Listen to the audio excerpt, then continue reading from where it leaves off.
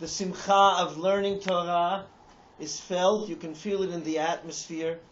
And I'm very honored that I've been given the opportunity to share a few words. We are taught in Masechet Makot that in the beginning, when the Torah was first given, there were 613 gateways to perfection in Torah. But as the generations diminished, the gateways that could lead us to Kol HaTorah Kula also diminished. First there was 13 and 11, and finally the Navi Chavakuk came along and he said, Bo Chavakuk v'he'emidan al achat. Chavakuk came and he established the entire Torah on one pillar. And that pillar is Tzaddik be'emunato yichyeh. The tzaddik lives by his faith, by his emunah. We grow in Torah and in closeness to HaKadosh Baruch Hu by strengthening our emunah. And therefore, we've come together for this little series to try to speak about a number of different subjects of emunah and to be mitchazek all together. The Shulchan Aruch begins with the pasuk Shiviti Hashem lenegdi tamid. I place Hashem before me always, and that's something we must think about always, because when we realize that we are in the presence of HaKadosh Baruch Hu, of course we act differently than we would act if we would feel that we are in private, just as a person behaves differently when he's standing in the throne room of a king than when he is alone in his private chambers. And we're living in a time when the world is full of kfirah, of denial of HaKadosh Baruch Hu, with their various theories, which tend to, even when we don't accept them and we don't believe them, but the more we hear them, we become weakened. And the Navi tells us in Malachi, the last of the Nevi'im, told us that in his days also there were people who spoke negatively about the Torah and about Hashem. They said, Shav avod Elokim. It's not worth it to serve Hashem. We look at the wicked, they're prospering. It's backwards to serve Hashem. We don't gain anything from it. Oz. Nidbru yirei Hashem ishal re'ehu. Then those that fear Hashem speak to each other, because they know that when we hear negative words, when we are exposed to negative thoughts and negative concepts contrary to our Torah, the way to undo the harm is by speaking about it amongst ourselves and strengthening ourselves in our emunah. And that's what it says in the Haggadah as well. When we bring the pasuk for the Rasha, the Ben Rasha asks, Ma avodah zot lachem, what do you need this for? The Korban Pesach, what do you need it for? So the Haggadah says, tell him, if he would have been there, he wouldn't have been redeemed. Leave alone, lo, Hashem did it for me, not for you. That's not the pasuk that the Torah says. The Gaon Mevilna asks, the Torah says a different pasuk. You should say, this is a Korban Pesach to Hashem, va'amartem, zebach Pesach hu Hashem. It's a Korban Pesach for Hashem, who skipped over our houses in Mitzrayim and he saved us. What does the Haggadah bring a different pasuk? So the Gaon Mevilna says, by all the other sons, it says you should say to him, v'amarta elov, v'higadeta levincha. But here it says va'amartem, you should say it. To give answers to the one who wants no answers will be of no avail. Va'amartem, this is for you to say to yourself and to the others around you who have heard the negative question. You turn to them and you say, how silly, of course we have to make a Korban Pesach, because HaKadosh Baruch Hu skipped over our houses in Mitzrayim. So, the more we are exposed to what is out there, the more we have to speak and be mitchazek in our emunah. How can we feel constantly the presence of Hashem. It's a big order. It's a tall order. How can we do that? The first step to feeling the presence of Hashem is through something that was written by the author of Chovat HaLevavot many, many years ago, Rabbeinu Bachya, Hadayan Asfardi. I like that, huh? Hadayan Asfardi. And he wrote a chapter called Sha'ar HaBechina. The chapter where we can sense and test out the existence of Hashem by looking at the natural world and seeing the marvels that the Creator has made. Like the Pasuk says, he brings, Se'u marom einechem. Look up on high, look at the stars, and see how many there are, and how they travel in a perfect orbit. They used to think there were a few thousand. Now we know that there are trillions times trillions. Ureu, and see, mi bara eila, who created all these? HaKadosh Baruch Hu.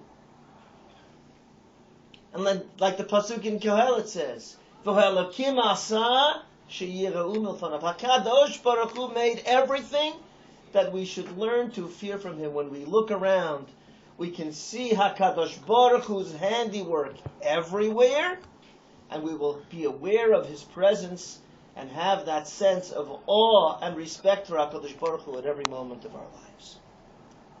And he says, if someone sees, this is a machine that was prevalent in his time, a water pump, which is made to irrigate a field, a pump.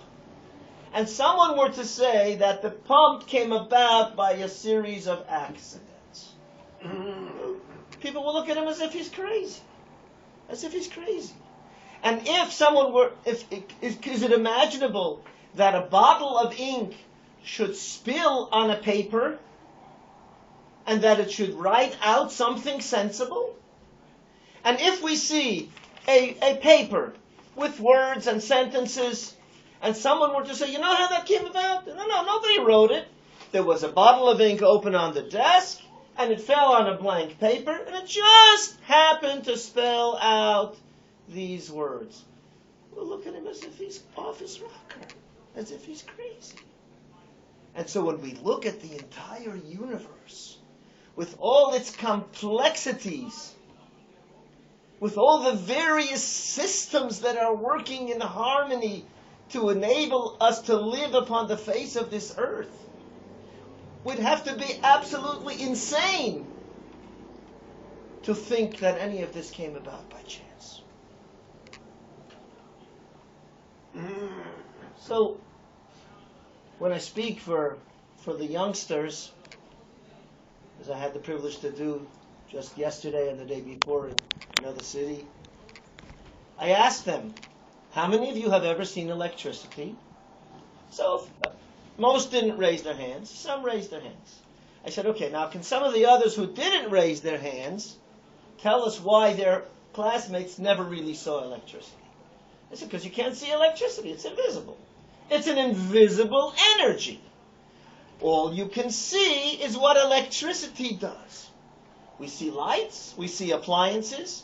Some 100-something years ago, humans learned how to harness the power of electricity and do things for our benefit. Electric lights and other appliances and so many machines. But electricity per se, we've never seen. You can't see electricity. So then I say, okay, how many of you have ever seen HaKadosh Baruch Hu?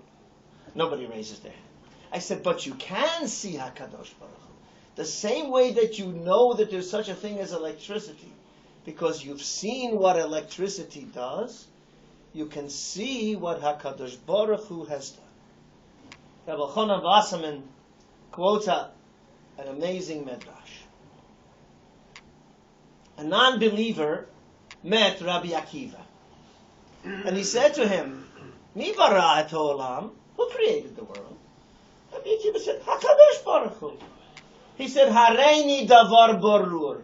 Show me a clear thing, which in our language we would say, prove it to me. So Rabbi Akiva said, so who wove your jacket? He said, who do you think? A tailor. So now Rabbi Akiva was finished with him. He turned to his students and he said to them, Kishem shehabeged me'id al ha'orei. The same way that the garment testifies to the weaver. V'hadelet al hanagar, and the door to the carpenter. V'habayit al habanai, and the house to the builder. Kach ha'olam me'id al hakadosh baruch hu. So the world testifies to Hakadosh Baruch Hu. This is a woolen jacket, but it didn't look like this when it was on the back of the sheep. So everyone knows that this had to be made by a tailor. It had to go through many processes. This door was once on a tree, but it didn't look like that at the time. It needed a carpenter to cut it to shape and sand it and paint it, etc., etc. And this building it's not that a tornado went through a junkyard, which had pieces of wood and glass and metal, and just happened to drop it all down in the shape of a building. This building, although you may not know who it was or when it was, but this building had to have been made by a builder.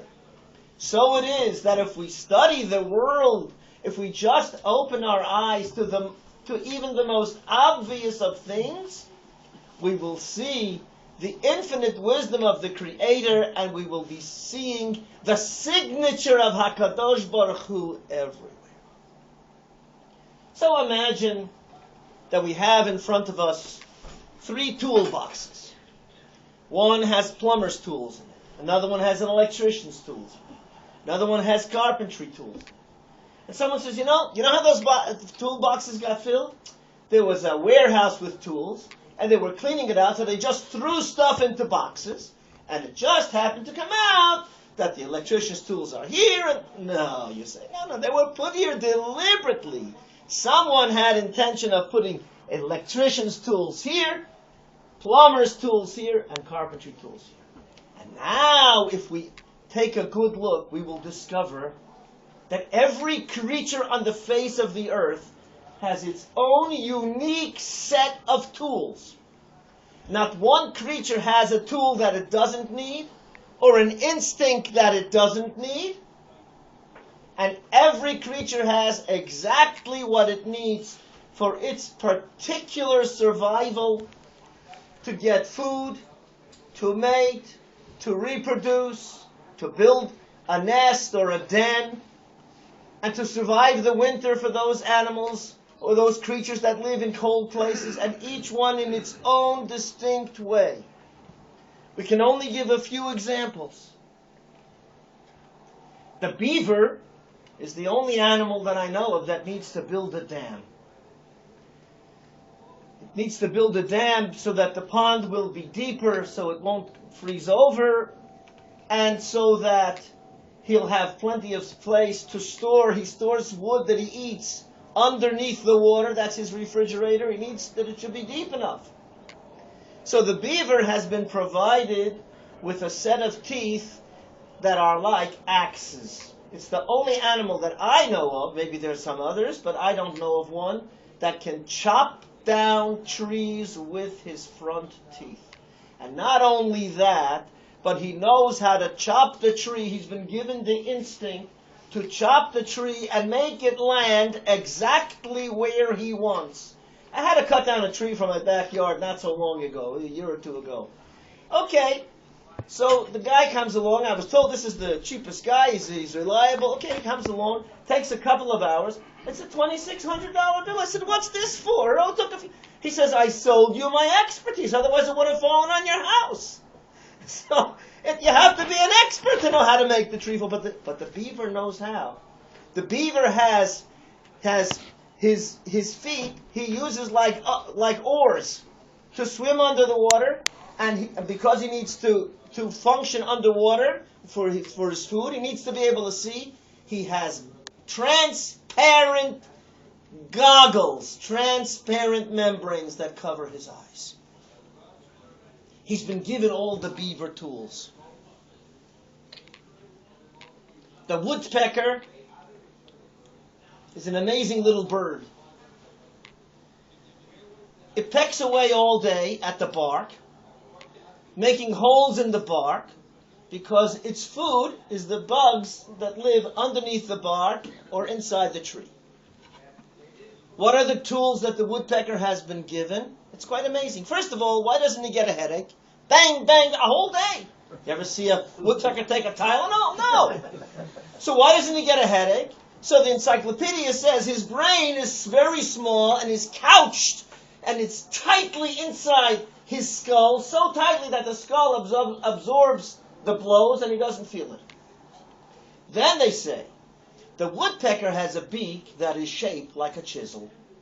Not like a robin's or a chicken's beak. It's unique. It is shaped like a chisel, which is a tool that you bang on in wood and it makes holes. He has an extra long tongue because the robin picks up his worm from the ground. He doesn't need a long tongue. But the woodpecker has to get his tongue through the hole and underneath and feel around. And the tongue has little bristles on it to help him pick up the bugs. Then they said, why doesn't the woodpecker get damaged from the sawdust that's flying all day? Oh, they said, that's not a problem. You see, 1 millisecond before he begins to peck, 2 membranes come down and cover his eyes. I call them woodpecker goggles. The woodpecker can walk up and down a tree from the floor, straight up and across. And he can remain vertically on the tree a whole day without any difficulty. How does he manage this? So, the encyclopedia would be a Mussar Sefer if they would only finish off with the right line, Re'u niflaot Hashem, but they forget that line. So, but they say as follows, the woodpecker has 4 claws. The outer 2 go this way, and the inner 2 go this way, so he can get a very good grip on that tree. And then he has a long, stiff tail that he locks into place like a brace, so that he has no difficulty remaining on the tree. When I was in Waterbury, Connecticut, where my son lives, it was the springtime. My wife said, I want to show you a certain tree. The tree had the bark off on one side, and it had been worked over by a woodpecker. And you could see that the holes were vertically and horizontally perfectly straight, as if they had been made in a factory. He's been given the instinct to do that because he needs to work over every square inch of that tree. On a visit to my son, I have another son, in Miami, and my parents, Aleim Hashalom, are buried down there. So we went to the cemetery to visit the kever. And my son says, we're right near the Everglades. Would you like to take a tour? Oh, you see already. So we took an airboat which skims along the surface of the water. And the water is teeming with alligators. The boat stops at an island. There's an attendant standing outside holding a baby alligator. She says, you can touch. The bottom is soft as silk. The belly, a little tiny alligator. And the back has the square bumps that we're all familiar with, which if you're uninformed like I was, then you may think that the only purpose for those bumps is to produce alligator pocketbooks and shoes. But on that day, I learned something new. She said the alligator is cold-blooded. All reptiles are cold-blooded. They don't produce their own heat like your body does, like mammals do. And the Everglade waters are frigid. And the alligator remains submerged the entire day. All you see out of the water is the end of his snout and the top of his head and his eyes. So he would get cold. He would get too cold. So each one of those bumps is a solar cell that collects the warmth of the sunlight and warms the alligator's body. Then we went inside.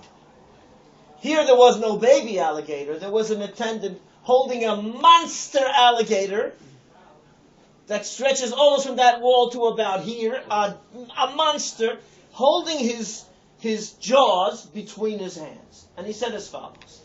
The muscles that open the alligator's jaws are very weak, There's only 20 pounds of pressure per square inch. Human hands are stronger. I can hold him close. Then he lets go. This monster opens up its mouth immediately. And the fellow, who I don't know if I should mention this, I won't give anybody nightmares, had only 3 fingers on one hand. He runs his hand across. And the thing, that snout comes crashing down so fast you can hardly see it. He said, but to close his mouth and surprise his prey and hold him tight, he has 1,000 pounds of pressure per square inch. Alligator tools. There is a seal that lives in Antarctica. I saw this on a video. A seal that lives in Antarctica. It's too cold for him during the winter to be above surface. So he lives in the water. But he's got to breathe. And all the air holes would freeze over. So this seal has teeth that look like ice picks. And every time he goes up for a breath of air, he chops around the circumference of the entire water, the air hole, and goes down again to fish. Every egg on this globe is a perfect thickness for that particular species. If it would be too thick, a little baby chick would not be able to peck his way out.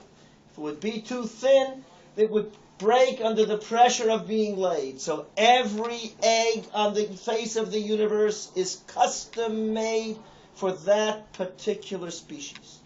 When a baby chick pecks his way out, the encyclopedia says he has a special muscle on the back of his neck that gives him the power to make a very strong thrust forward, and he has a hook on his beak which is sharp, because he has to make that first hole. It's not so easy with a little beak. So he's got a hook, which is called an eye tooth or an egg tooth, 2 names, and he makes the first hole, then he can chip his way out, and after he gets out, the egg tooth falls off.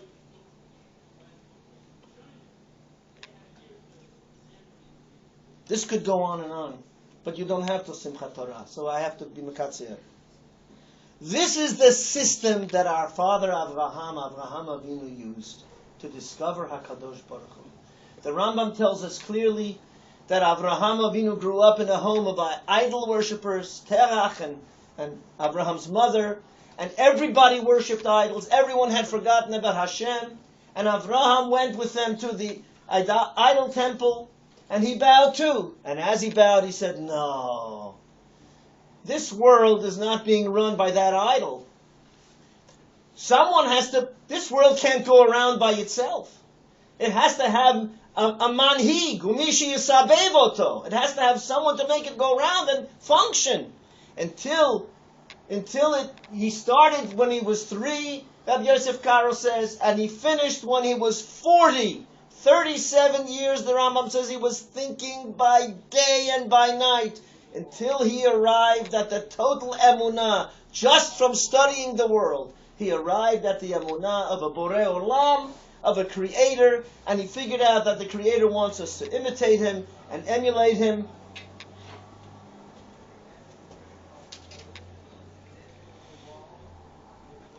The sun is the perfect distance from our earth to support life on earth.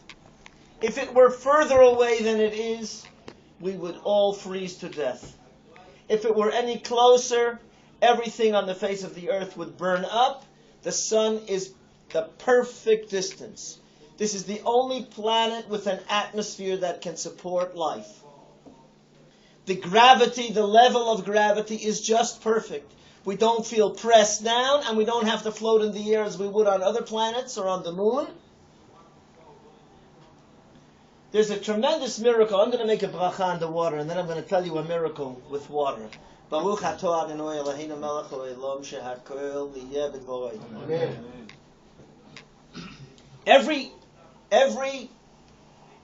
item on the face of the earth, the colder it gets, the denser it gets. The molecules press together, and it gets denser. There's only one exception, and that's water. When water gets to 4 degrees Celsius, the molecules, instead of condensing and pressing together, they spread out. And it becomes lighter. That's why your ice cubes float in your Pepsi Cola, because they're lighter than the same volume of water. Because the water, the ice, has made it lighter, contrary to all other things on the face of the earth. Without that, life could not exist on earth, because in the wintertime, all the top of the lakes and the rivers and the ponds would all freeze over, and the ice would sink to the bottom. Then the next layer would freeze, and that would sink, until all the bodies of water would become a solid block of ice. All the fish would die, all the waters would become polluted, all the water plants would of course die, and life on earth could not exist. So HaKadosh Baruch Hu, who created the world, made it just so that we could live. When we look at our bodies,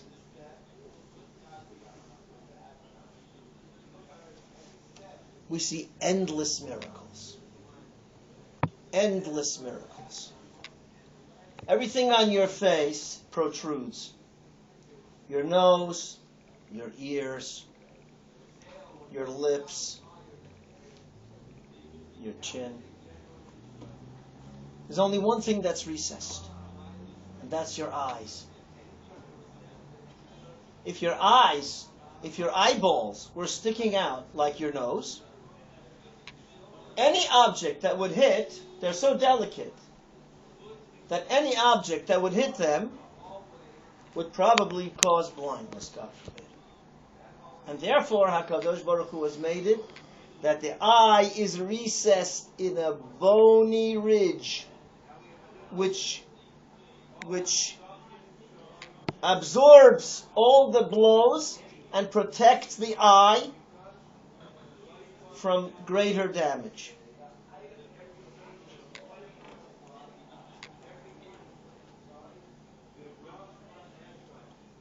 When I went to school, and I'm not telling you how many years ago that was, but when I went to school, the biology books taught us about the simple cell. The simple cell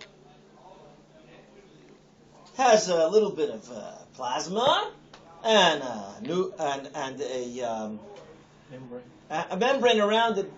I forget what you call it. What? Well, it's some membrane. Yeah, a membrane around it. It's a cell wall. And it's a simple cell. Now they know that there's more activity in every cell in your body than in an entire city. There are more factories and more transportation. They know that. The scientists know that. They know it very well. They don't arrive at the right conclusion from it, but they know it. Every cell is a city. A cell produces tens of thousands of different proteins that the body needs. Your body has 60 trillion cells. I'm not going to ask you to go home and count them, but that's what it is. Every one of your cells needs oxygen and nutrition. How does it get there? From the bloodstream. How does the oxygen get in the bloodstream? Well, we'll get to that in a minute. If you have blood vessels everywhere in your body, everywhere. That's why no matter where you cut yourself, cholila, you will bleed. Whether it's here, tip of your finger, wherever it may be, on your knee, wherever it is. Because every cell in your body needs oxygen and nourishment. And so there must be a supply everywhere. So you have a system, the bloodstream, that goes everywhere in your body. Everywhere in your body. And the books say that if you were to take the blood vessels in a single human being and stretch them out in a straight line, they would go for 96,000 miles, 4 times around the globe. I didn't write that figure. 4 times around the globe.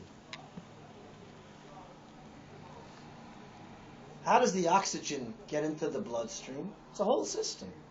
There are systems and systems and systems, and all the systems are working in harmony. The oxygen gets into the bloodstream because when you breathe in the air, it goes down your windpipe, into the trachea, into the bronchi, and into the lungs, into what is called in the lungs alveoli. Not to be confused with ravioli. Alveoli.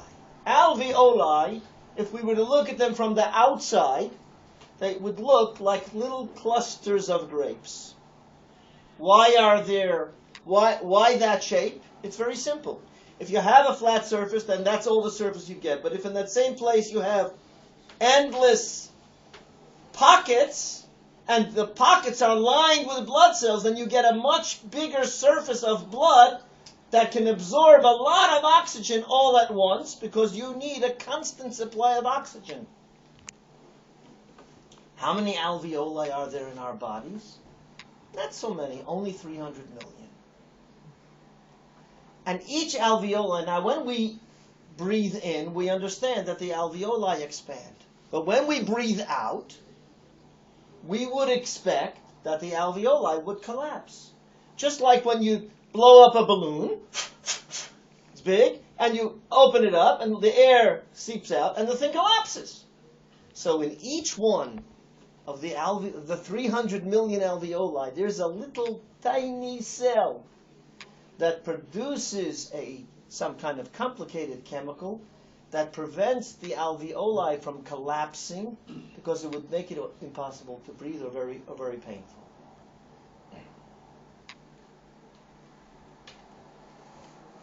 If you look at the back of your refrigerator, you'll see that there's a vent, because the refrigerator produces heat, the motor produces heat. Your computer has a vent in the back. Your car has a fan to blow out the excess heat. There's a cooling system. The body produces heat. It's doing work constantly. All the cells are producing heat. How do we get rid of the excess heat? 400 million pores on your body.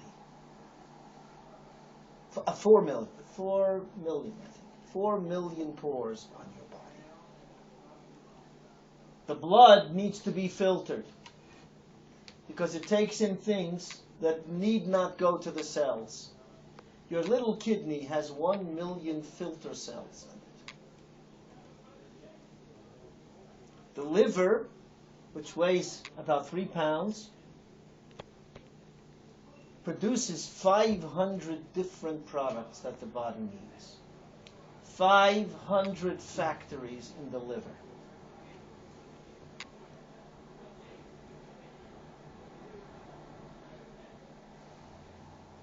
In the top of your stomach, there are 1 million glands that secrete acid.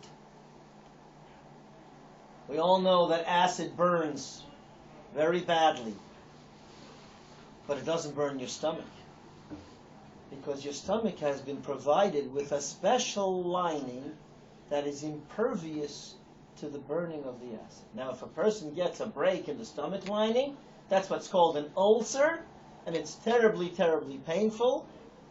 I once had one, Baruch Hashem, it healed, but it's extremely painful.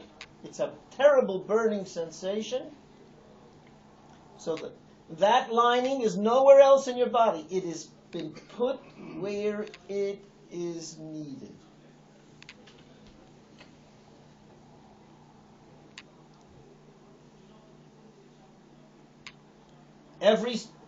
Every cell in your body, as we all know, has something called the DNA molecule. The DNA has a few billion, it's like codes. It's codes. I don't understand it that well, but the scientists say that it's like codes. There's 4 different letters, and there are billions of combinations to produce. And the DNA is the blueprint. It contains the instructions for that cell and for every other cell in the body. If you were to it's entwined, like braided. If you were to take all the DNA in your body and put them in one little box, it would fit in a box the size of an ice cube. But if you were to unravel them, it would stretch, I forget how many thousands and thousands of miles.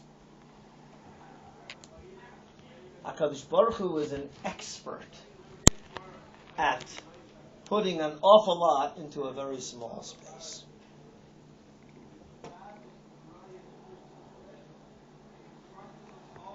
The DNA contains so much information. If the information in one cell were to be written out, it would fill 2,000 thick volumes that would stretch the size of a football field.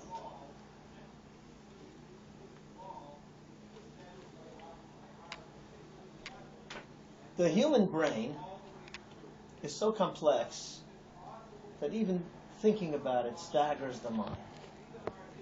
Your brain has 10 times 1,000 times 1,000,000 nerve cells. Each nerve cell puts out between 10 and 100,000 nerve fibers connecting to every part of your body. If you happen to, not without looking, you touch the table and you see that there's a drop of water there, you sense it. Because the nerve ending has sent an electrical impulse to your brain and your brain has processed the information. So now what is the total of these nerve connections? So if you add it up, 10 times 1,000, 10 times 1,000 times 1,000,000, and each one puts out between 10 and 100,000, it comes to 10 to the 15th power. 10 with 15 zeros after it. That's how many nerve connections there are in your brain. If you want to have a picture of 10 to the 15th power, I mean, even the richest guy doesn't have that much money in the bank. 10 to the 15th power, you can imagine the following illustration. You've all heard of a little country down south called the United States. Imagine that half the United States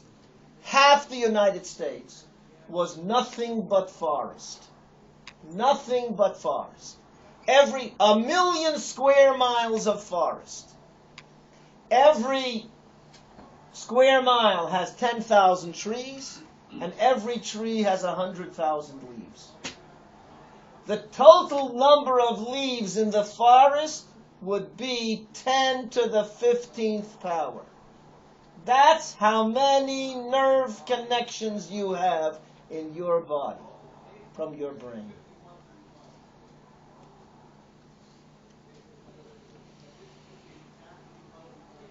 We live in an era where we have literally been bamboozled by the scientific theories, evolution, the Big Bang.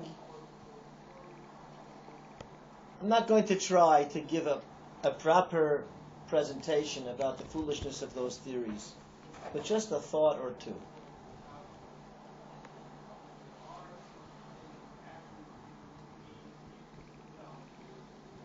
If I were to take a little ball in my hand, it has on it, it says, press here on the ball, little ball.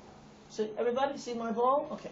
I press the ball, and all of a sudden, out of nowhere, you have on the table a magnificent computer with a scanner, with software, with a mouse pad, with the works, all the accessories. So somebody says, well, where did you get that from? Where did it all come from?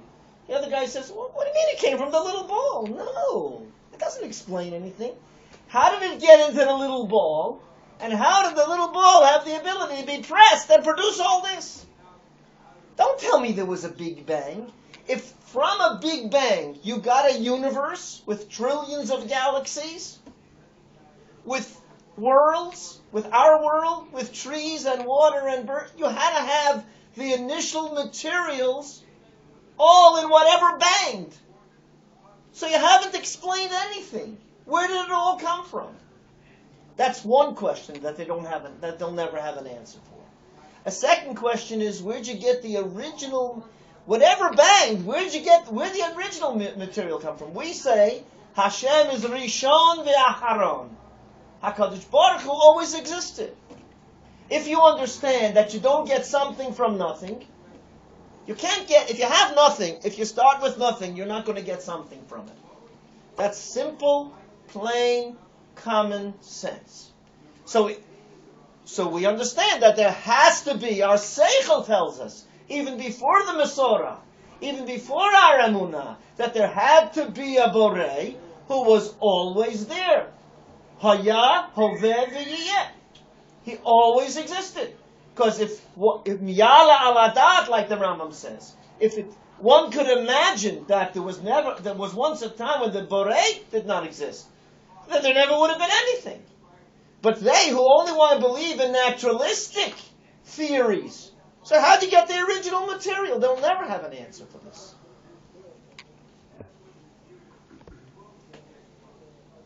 They want to tell us that everything in the world came from the first one-celled creature, simple-celled creature, and eventually evolved. How did it evolve? So, originally, they had other theories, and now they have gene mutations. Gene mutations, an accident in the genes, Most accidents are negative. Some accidents could be positive. Well, you had one accident, and you had another accident, and over many millions of years, and finally you got ears and eyes and a lung and a liver and a heart, and the scientist hasn't yet been born who can convince me that my 10 to the 15th power nerve endings, nerve connections, came about by a chain of lucky accidents. This fella hasn't been born yet.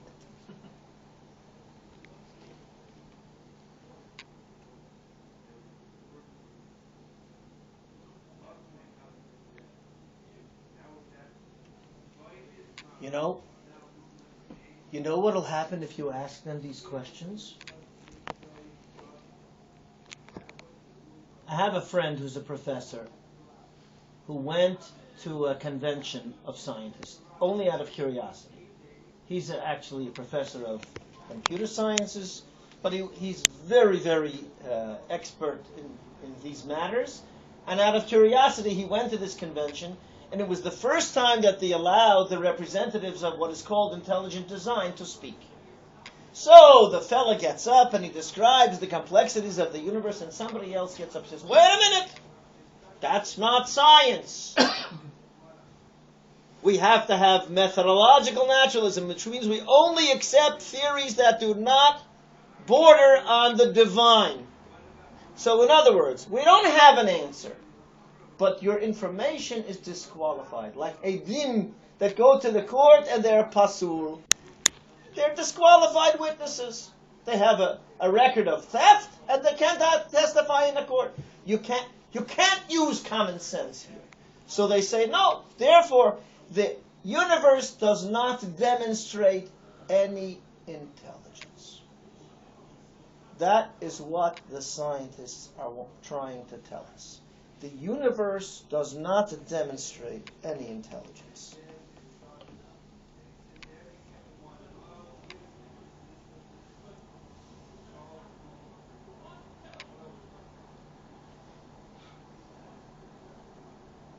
So the Chovat HaLevavot says, why don't we see this? Why don't we see it? Why don't we recognize this automatically? It's so obvious. It's so simple. It's so obvious.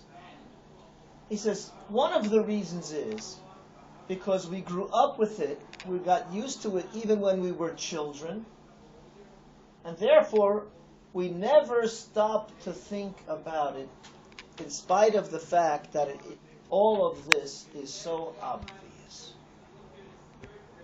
There are endless observations that can be made. We didn't even scratch the tip of the iceberg. Endless observations, but we grew up with it from our infancy, and we never stopped to think, but If and when we stop branches spreading out, no two branches lie one on top of the other. And no two leaves are one exactly on top of the other. Because every leaf needs its space in the sunshine. Rabbi Dovid Sapirman has a magnificent essay about emunah. And he asks many questions. Among the questions that he asks is the mitzvah of emunah, which we learn from Anochi Hashem Elokecha, I am Hashem your God, I took you out, which means you believe, I'm telling you, I'm here. Believe in me and live accordingly. Know that I am Hashem who's in control of this world, just as I took you out of Egypt. He says this mitzvah is obligatory even for a bar mitzvah boy or a bat mitzvah girl. 13, 12. And yet, we know that some of the greatest philosophers never arrived at the belief in HaKadosh Baruch Hu. If that's the case, how can we expect a youngster to come to this conclusion? And he says it's just the opposite. You don't need to be a philosopher to know that there's HaKadosh Baruch Hu. You have to be insane not to recognize it. And he says, so if that's the case, because it's so obvious, it stares us in the face wherever we look. Wherever we look. Anybody ever try to pull an unripe apple off the tree? Tree doesn't let go. Every fruit, the stem lets loose when the fruit is ripe. It's as if the fruit is saying, eat me. So, if it's so obvious, why didn't the philosopher see it? So he says, the halacha is that if you have a personal interest in a case, you're not allowed to be a judge. You can't be a judge if you have some personal interest in this case. You have to be totally objective. And that's the halacha of shochad, of a bribe. Of a bribe. If Moshe Rabbeinu were to accept a bribe of a penny, and even if the litigant says to him, Rebbe, he says, I'm not asking you to judge in my favor. I just want to give you a present because I like you. Just because I like you. But because you have that friendship with him, and he's given you a present, you become blinded, and you can only see his side of the story. And the Gemara tells a story about Rabbi Shmuel and Rabbi Yossi. He was sitting and learning, but he owned a farm. He wasn't going to work the farm, so he rented it out to a sharecropper, and they split. He didn't do any work, but he owned the farm. The other fellow did all the work, but he didn't own a farm. So they split the profits. They had some arrangement, and every week on Erev Shabbat, the sharecropper would bring him his share of the fruits. One Thursday, the sharecropper comes with the supply of fruits for the week. He says, what's special about today that you came on Thursday? He says, you know that the court sits on Monday and Thursday. There was a takanat Ezra that there should be courts, everybody should know that the courts are in session Mondays and Thursdays. He said, I have a court case, I have a litigation with a neighbor, and so I figured, I'm coming to you to judge me anyway. I might as well bring you your fruits, I'm coming into town anyway. So Rabbi Shmuel and Rabbi Yossi said, I am disqualified from judging you, because you brought me the produce early, you did me a favor. I'll appoint other judges to take care of the case. But I'm going to come and watch. So he comes to the court session, and he's sitting there, and he realizes that he's rooting for his friend to win, for his sharecropper to win. You're not supposed to root. You're supposed to root that the court should come to the truth, and whoever's right should win the case.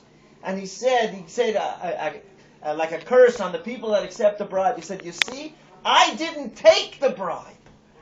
And if I would have taken it, it would belongs to me anyway. It's just that I got it earlier. And still I lost my objectivity. So the philosophers do not want to see the Borei Olam. They don't want to see him or know him. Because if there's a Borei Olam, then there are responsibilities that come along with it. There are restrictions. Then you have to follow HaKadosh Baruch Hu's plan for the world, and they don't want that. And therefore they will fight this tooth and nail. And no matter how obvious it is, they will dream up theory after theory and terminology after terminology. And some of them have said so in no uncertain terms. One of the biggest evolutionists said, we know that there are many, many problems with evolution, and there's really no proof, but we cannot give it up, because we dare not allow a divine foot in the door. We don't want HaKadosh Baruch Hu mixing into our business. Now you can understand a pasuk in the book of Yeshaya. We read it in the Haftarah of Lech Lecha. Yeshayahu says, Halo yadata im lo shamata. Don't you know if you didn't hear? Elokei olam Hashem. Hashem is the God of the world. Borei kitzot haaretz, who created the edges of the universe, the entire universe. Don't you know?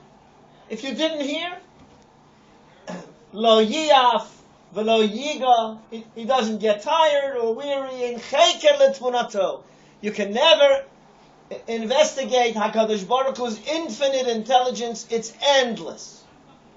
What is the meaning of this unusual phrase, Halo yadata im lo shamata?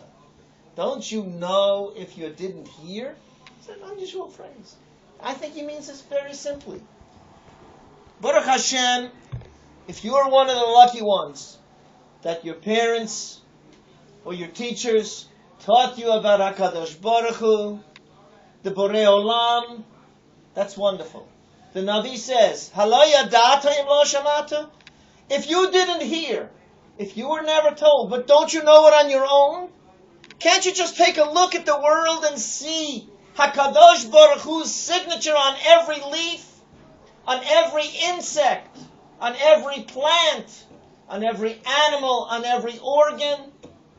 Don't you see endless plan and purpose everywhere? Don't you know that there's a Borei Olam, even if nobody ever told you? This is what the Rambam says. After he talks about the mitzvah to love and to fear Hashem, he said, how is the way that we come to fear Hashem?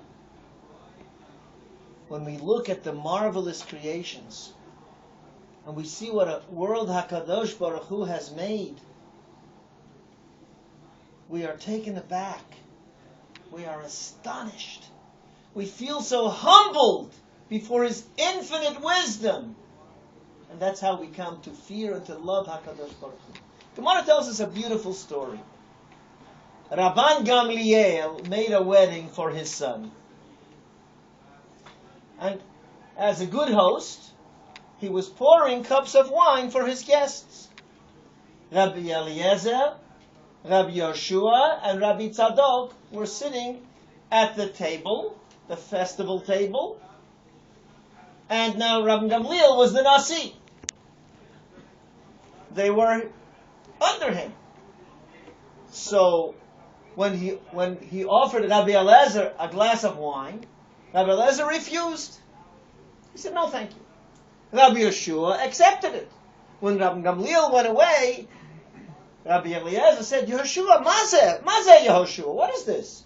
Rabbi Gamliel should be standing over us and serving us drinks. He's the Nasi. It's not proper. How did you accept the wine? So Rabbi Yeshua answered him, he said, Matzinu gadol heimenu. We found someone greater than him who did so. Abraham Avinu was greater than Rabbi Gamliel. And he stood over the Malachim thinking that they were Arabs. He stood over them and he served them. V'hu omid aleim tachat ha'etz v'yachelu. So you see that that's the proper way for a host to do. The way of haknasat orkin, that even the greater person is allowed to serve the lesser person. Amar lahem Rabbi Tzadok. Rabbi Tzadok said to them, Ad matai atem oskim bichvodo shel basar v'dam umanichim kvodo shel makom. How long are you going to discuss the honor and the dignity of people and neglect to think about the honor of Hakadosh Baruch Hu? Hakadosh Baruch Hu brings the winds that blow the clouds and makes the rain come down, and the plants grow, and He sets a table before each and every one of us. Hakadosh Baruch Hu is our host in this world. Every morsel of food that we eat is a miracle. You put a wheat kernel in the ground, it rots, and it sends a stem up and roots down. It doesn't make a difference whether you put it in. There's no upside down. Whichever way you put it in, it knows to send the roots down and the stem up. Everything that we have, Kadosh Baruch Hu, the world could have been that you have vitamin pills, flavorless vitamin pills growing on the tree. Food which is flavorless, colorless, and that's the only way you can get sustenance. No, HaKadosh Baruch Hu said, no, I'm going to give you endless varieties of different foods to enjoy yourself. I want you to enjoy yourself in this world. This world is a corridor in front of Olam Haba. But in the corridor you can have light refreshments. The real Seudah is going to be in Olam Haba. But in this world, I want you to have nice refreshments too. Light refreshments. Grapes and pineapple and fish and meat and eggs and cheese, etc., etc. So HaKadosh Baruch Hu sets a table before each and every one of us.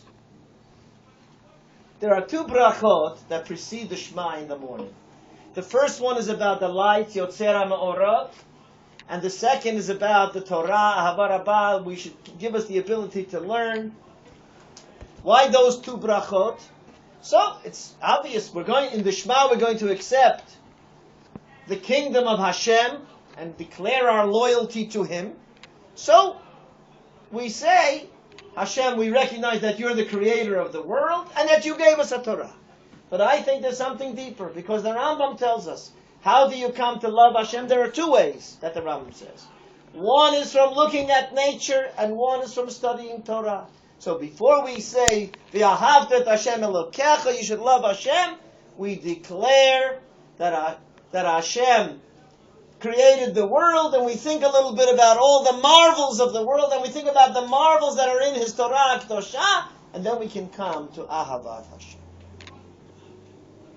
So if we think about these things, when we go out in the street, we look at our fingers, and the observations are endless. When we look around at the world, we look up at the sun, then we realize that it's no teshamayim kayariyav, like we see in Baruch Nafshi. Hashem stretches out the heavens like a curtain. It's like there's a curtain, and someone is watching us from right behind that curtain. Because Hashem is everywhere, but we imagine Hashem as being Bashamayim Mimal. There was a great Hasidic Rebbe, the first Ger Rebbe. When he was a child, somebody asked him, Yitzchak Meir, he said, I'll give you a ruble if you can tell me where the Shekhinah is, where Hashem is. And he said, I'll give you 2 rubles if you can tell me where He's not. So we started something, it's almost exactly 3 years ago, called the Ani Mammon Foundation. I'm sure you saw it mentioned on the flyer. And the purpose of it is to strengthen the emunah in HaKadosh Baruch Hu. There are brochures here. These brochures are just to give you information about what we're doing and what the purpose is. Everyone is welcome to take one. And I'm going to close with a story. It's a favorite story of mine. So we have to know that only we possess the truth. The truth is Bereshit bara Elokim et hashamayim v'et haaretz. There's a Borei Olam who's in total control of everything on earth. And we have to have a tremendous sense of pride, that we have the truth in spite of all the sheker which is being spread around us. So there was a Jew whom I'm sure you've all heard of, Moshe Montefiore. He was descendant of Portuguese Jews, and he lived in England, exceptionally wealthy and prominent in the British government. He was Lord Mayor of London. He sat in the House of Lords. And one time, Queen Victoria sent him on a mission to Warsaw to negotiate something with the Polish government. For those of you who don't know it, the Poles do not have a very good record of Ahavat Yisrael. They are terrible Jew haters, and always have been. And when they realized that Queen Victoria was sending a Jew to represent her, they were very upset. But what could you do? You couldn't insult the British crown. So therefore, they treated him respectfully, with kavod, and they organized a parade down the main thoroughfare of Warsaw. And all the populace lined up on two sides of the street. And when the gilded carriages passed by, everybody knew that we have to be on our best behavior because we cannot insult the British crown. Except for one young bum, one hoodlum. And when the carriage carrying Moses Montefiore passed by him, he screamed out a word that we've heard in so many languages and so many times. Jid! Jew! Moses Montefiore stuck his head out of the carriage and he said, "Grab him!" The police chased him through the crowd and brought him to him, panting and frightened. And Moses Montefiore calmly took out his purse from his pocket and held up a gold coin.